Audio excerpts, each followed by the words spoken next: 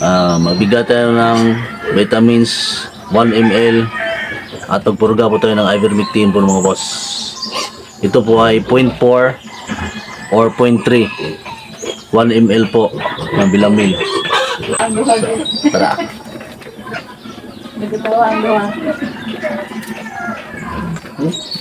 Tula.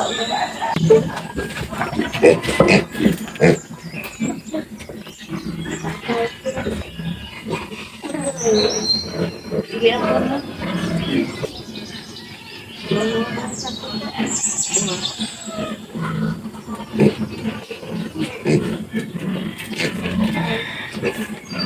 Curi ko no?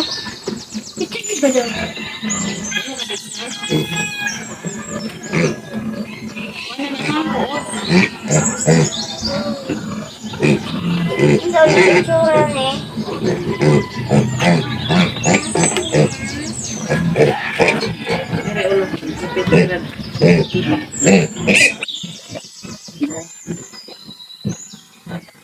So ito nga pala boss, mga boss ay subcutaneous. Ayan.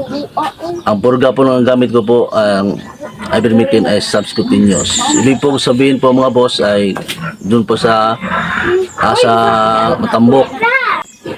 Ito naman ang ating Bilamil ay intramuscular. Ayan.